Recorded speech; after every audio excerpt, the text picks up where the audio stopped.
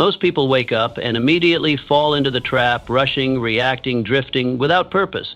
But what if the first 10 minutes of your day could rewire your entire future? This one morning decision holds the power to change your mindset, shape your identity, and dictate your success. Why? Because the way you begin is the way you become. And how? By mastering a simple, intentional ritual that prepares your mind to lead, not follow. Your future starts the moment you open your eyes. In a few moments, I will teach you how to command your mornings and completely reshape the course of your life. The morning is a mirror. If I could follow you for one morning, I could predict your future, not because I am wise, but because your morning is a mirror. It reflects your discipline, your direction, your desires. Most people rise in reaction. They wake up to alarms, to demands. They let the world knock on their door before they knock on the door of opportunity. But the winners, they rise with intention. Every great structure stands on a foundation. Your foundation is your morning. What you do before the world sees you determines how the world treats you. The first hour after you wake up is not a time, it is a statement. It says, I am in control or I am controlled. When you step out of bed, you must step into purpose. You must reject the noise. No news, no gossip, only clarity, only focus, only the voice inside you that says, we are not here to survive, we are here to conquer. Do not drift, do not snooze. The moment you hesitate, you hand your power to fear. You tell the day that it owns you. But when you rise with fire, when you speak your goals aloud, when you write them down, when you take one small step forward, you take command. And that command becomes your compass. The morning doesn't give you power, it reveals it. And if you use it correctly, it multiplies it. You become unshakable not by what you do occasionally, but by what you do first. Your thoughts are soil. Your focus is water. Your action is sunlight. If you give your mind these three every morning, your life will bear fruit beyond measure. So ask yourself, who do I want to become? Start becoming that person before breakfast. The decision-making of doing one hard thing first. There is a powerful shift that happens when you do one hard thing first. Something you don't want to do. Something that makes your mind resist. But once you do it, the resistance loses its grip. This is the secret weapon of all high achievers. They don't wait for motivation, they create it. And how do they create it? By taking action before they feel like it. The mind is like a muscle.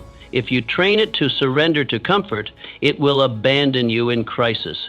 But if you train it to obey strength, it will become your strongest ally. So what is your one hard thing? Is it cold water? Is it silence? Is it exercise? Is it writing one page? Choose it, commit to it, and do it with all your intensity, because it is not about the task, it is about the identity it builds. When you do something hard every morning, you remind yourself who you are, a person who does not run from pressure, but rises under it. Most people hit snooze and shrink. You rise and sharpen. Most people wait. You initiate. That's the edge. That's the energy that separates a powerful life from a passive one. When the first decision of your day is victory, the rest of the day follows your example. So find your hard thing, face it, finish it, and then watch as the rest of your life begins to bow to your courage. Speak life into your future. Words create worlds. And the first words you speak each morning are not just sounds. They are seed. They shape your state, your story, your steps. Most people wake up and speak defeat. I'm tired. I'm stressed. Another long day. And guess what they get? A life that matches their language. But you are different. You wake up and declare strength. You say, I was born for this. Today I build momentum. I create peace and power wherever I go. This is not about pretending. This is about programming. The subconscious mind doesn't care if it's true. It believes what you repeat. And when you speak life, your body follows, your habits follow, your destiny follows.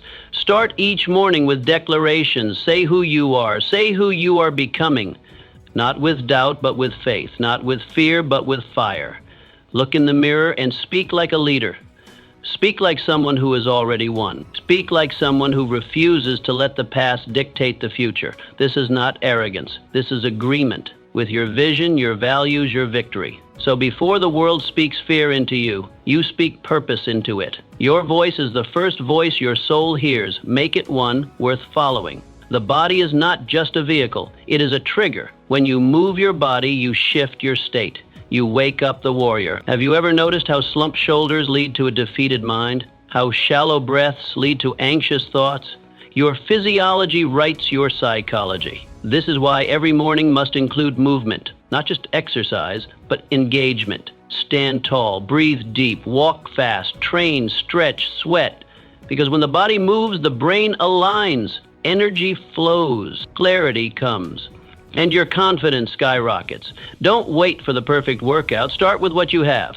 A quick walk outside, 10 minutes, 20, enough to shift from passive to powerful. Winners move. They do not sit in hesitation. They do not lounge in limitation. They rise. They move. They set a tone so strong that weakness does not feel welcome. Remember, motion creates emotion. If you want to feel different, you must move different. Make your morning sacred by making your body active. Your future self will thank you for the momentum you create today. Your morning movement is not about fitness, it is about freedom. So rise, move, and take control. Command your mind before the world does. There is a moment, quiet, fleeting, and powerful, that arrives just after you open your eyes. In that breath of awakening, your mind is wide open, vulnerable, impressionable. You have not yet been touched by the chaos of the world, not yet pulled by demands or distractions. It is in this sacred sliver of time that a choice must be made. Will you command your thoughts, or will you be commanded by the world? Most people don't recognize this power. They rise and instinctively reach for the newspaper, for the radio dial, for something outside themselves to define the moment. They fill their minds with the voices and crises of the world, politics, markets, gossip from the neighborhood. The mind, still delicate and unguarded, is quickly overrun by external burdens. Worry settles in. Comparison begins. The urgency of others overtakes the peace of their own purpose. And before the sun has fully risen, they've already lost the inner battle. Their thoughts are no longer their own. They've been drafted into someone else's war. Not a word has been spoken aloud, yet their silence has already surrendered the day. But there are others, the rare ones, the intentional few, who treat the morning like the launch pad of destiny. They understand that leadership, the kind that shapes lives and creates movements, does not begin with applause or recognition. It begins in silence, behind closed doors, before anyone else is watching. It begins in the bedroom, not the boardroom. In thought, not in noise. These individuals command their minds. They rise with intention, not reaction. Instead of reaching for the world, they reach within. They speak affirmations that anchor their identity. They visualize the person they are becoming, not someday, but now. They breathe deeply. They sit in stillness. They move their bodies to awaken their strength. They choose clarity over confusion, purpose over passivity. The first 10 minutes after waking are not trivial. They are everything. These minutes set the rhythm for the hours that follow. If those minutes are filled with power, direction, and vision, the rest of the day aligns with purpose. But if they are filled with distraction, doubt, or emotional noise, then the day becomes a reaction, a series of responses to other people's agendas, and that is no way to live. You do not have time to wake up weak, not in a world this loud, not in a world this fast. You must take hold of that first moment before the world does. You must decide what matters most, not what is trending, not what others expect, but what your spirit knows to be true.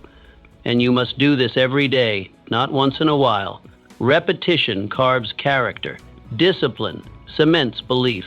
So write your thoughts, even if they are scattered. Speak your vision, even if your voice trembles. Move your body, even if it resists.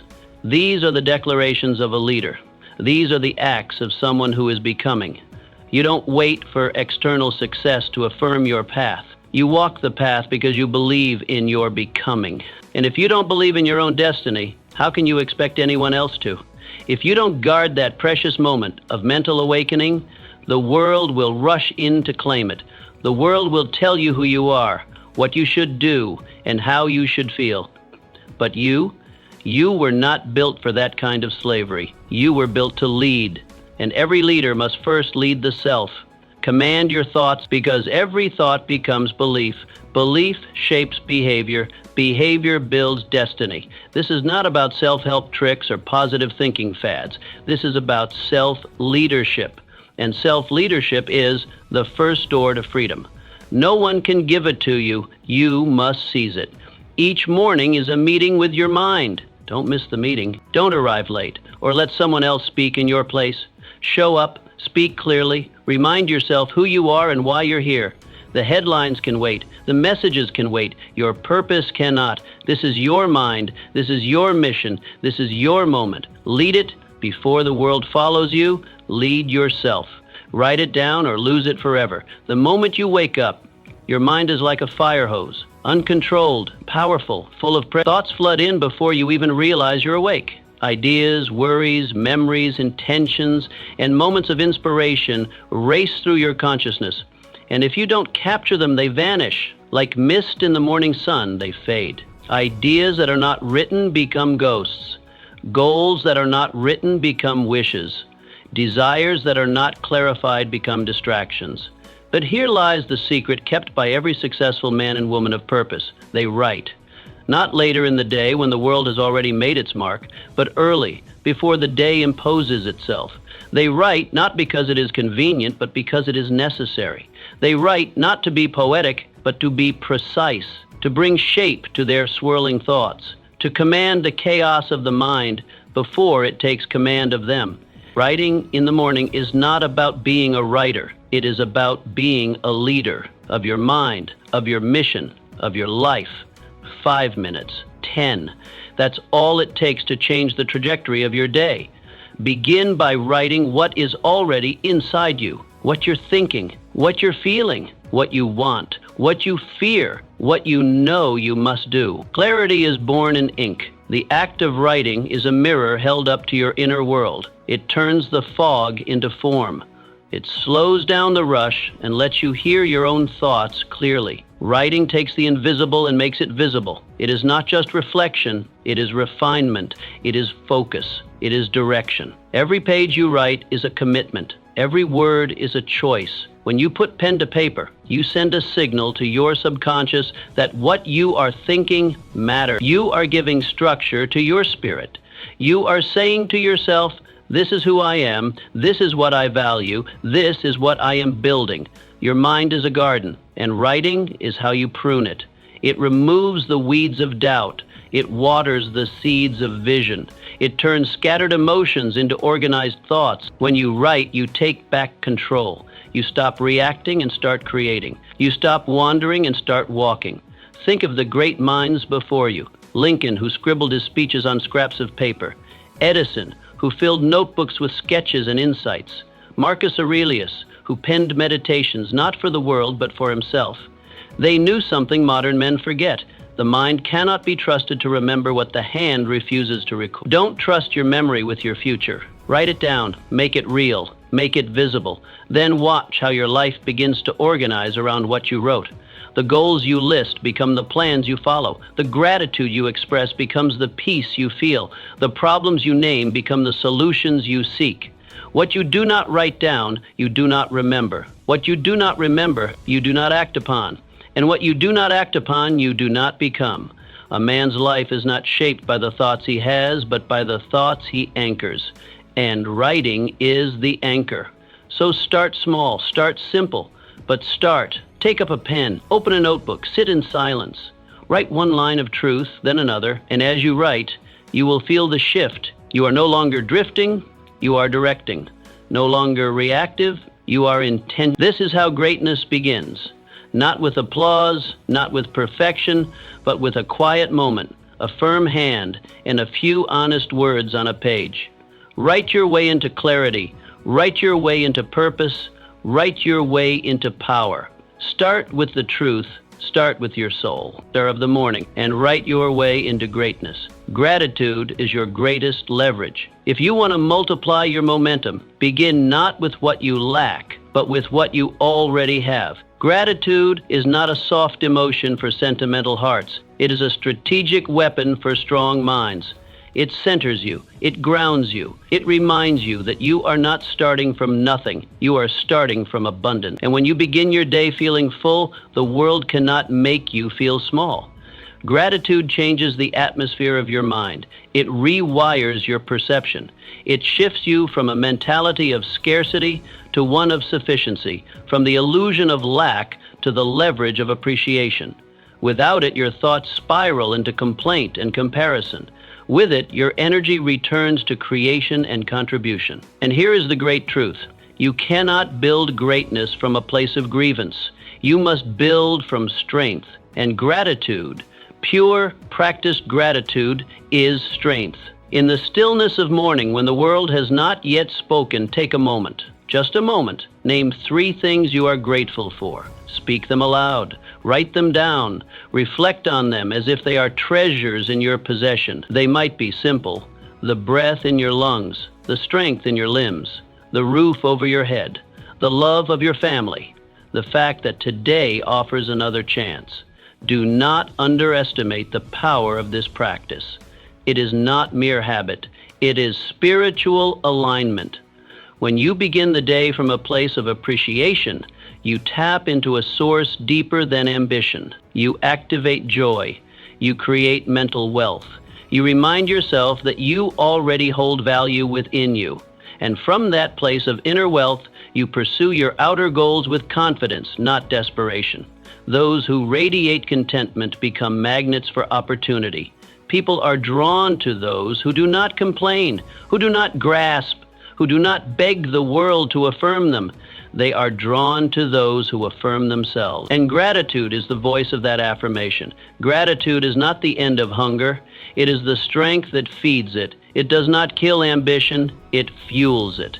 Because you do not chase success out of emptiness. You chase it out of fullness, out of purpose, out of desire to contribute, not to complete yourself. You are already whole. The chase is no longer to prove, but to express. Most people run into the day with no pause. They leap from bed into burden, from waking into worry, but not you. You will pause, you will reflect, and then you will rise with perspective. That is your edge. That is your discipline. That is your daily return to power. Do not wait for something dramatic to feel grateful. Gratitude is not reactive, it is pro. It is not a response to good fortune. It is the creator of it. You must cultivate it like a farmer tends the soil, daily, deliberately.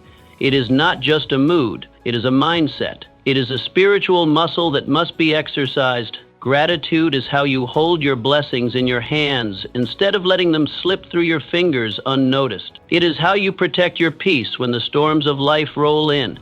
It is how you remind yourself again and again that you have already won many battles. You are not empty. You are equipped. Start each morning with this practice. Do not make it complicated. Do not make it optional. 3 things, 3 truths, 3 blessings. Make this your ritual. Gratitude is not the finish line. It is the launch pad. It does not end your hunger. It sharpens it. It does not stop you from climbing. It gives you the strength to ascend. When you live from gratitude, you are not chasing from emptiness, but creating from fullness. You are no longer a seeker. You are a steward of abundance. And from that place, all things become possible. The world bends not to those who complain, but to those who command their energy through gratitude. Begin there. Begin each day by anchoring yourself to what is already good, already working, already yours. And then go forth and build the rest. Set one clear target for the day. Most people wake up and immediately rush into doing everything. They glance at an endless list of tasks, try to juggle all of them, and end the day exhausted and unsatisfied. The tragedy? They do much, but accomplish little. Movement without direction is chaos, and chaos is the enemy of progress. Power comes not from doing more, but from doing what matters most. Power comes from precision. And every powerful day begins with one question. What is the one thing I must accomplish today that will move my mission forward? Your energy is limited. Your attention is fragile. These are precious resources, not to be wasted on trivial matters. If you scatter them, they lose potency. If you aim them, they become a force. So you must train yourself to stop waking up into noise and start waking up into focus. Begin each day by identifying one clear target, not 10, not 5, 1. Write it down. Speak it out loud. Visualize it as already accomplished. This is your assignment. This is your strike point. Everything else is background until this objective is achieved. When you wake up with clarity, the world can no longer pull you in 100 directions. You don't spend your hours reacting, you spend them directing. Your choices become easier, your standards sharper. Distractions lose their appeal because you have a mission. A man with a mission is not easily moved. He is not tempted by every opportunity because he knows which one matters. The most successful individuals are not those who do the most. They are the ones who do what matters, and they do it first. Before the noise, before the world interrupts, before urgency overrides importance, they strike early, and they strike with intention. Set your target, see it clearly, break it down into steps, then begin. You don't need to conquer the whole mountain today. You just need to take the next step up. One win. That's all it takes to start the momentum, and momentum is everything. One win builds belief. Belief builds action. Action builds results, and results multiply into greatness. This is the engine of achievement, not perfection, not hustle for its own sake, but focused effort, day after day. So each morning as you sit in the silence before the world demands your attention, ask yourself, what is my win today? Not a list of errands, not a dozen distractions, just one powerful, purposeful step forward. What will move you closer to your vision? What will make today a victory?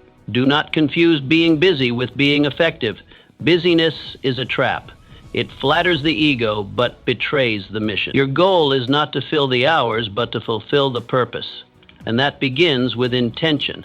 That begins with choosing your win. When you identify that one target and pursue it with everything you have, you begin to own your time. You command your hours instead of being commanded by them. You shape your life instead of drifting through it. You become a builder, not a borrower of time. This practice, repeated daily, transforms you. You stop waking up into confusion and start waking up with confidence. You stop being overwhelmed by options and become obsessed with outcomes. The fog of indecision lifts, and in its place stands a path, your path. When you win the morning, you own the day, not because it will be perfect, but because you chose your direction. You declared your aim, and then with discipline and fire, you move toward it. Start tomorrow with this question on your lips and resolve in your heart, what is my win today? Then act. And as the days pass, you will look back and see a life built not by chance, but by choice. One target, one strike, one win, every day. That is how you build a legacy. The power of stillness. Before the noise begins, before the meetings, the errands, the demands and distractions, you must claim one sacred thing, stillness. 10 minutes, that is all it takes. 10 minutes of silence, 10 minutes of breath, 10 minutes of connection to something higher, something deeper, something unshakable. This time is not a luxury, it is a necessity. It is not for the idle, but for the intentional. Stillness is not laziness, it is leadership. In fact, it may be the highest form of leadership, for it is the practice of mastering the self before attempting to master the day. Each morning, before you open the door to the world, open the door to your soul. Before you check your obligations, check your alignment. Sit in silence, breathe slowly. Listen to what your heart is trying to tell you. Pray if you pray. Meditate if that is your method. Reflect. Journal. Do whatever it takes to center yourself in peace, because peace is not found in the world, it is forged within you. Most people leap from their beds into the battlefield, unarmed and unready. They meet the chaos of life with chaos in their mind. But you must be different. You must be deliberate. Stillness is your armor. It shields you from the noise, from the urgency, from the lies that try to define your worth by your speed. In a world addicted to rush, stillness is rebellion. It is your declaration that nothing outside of you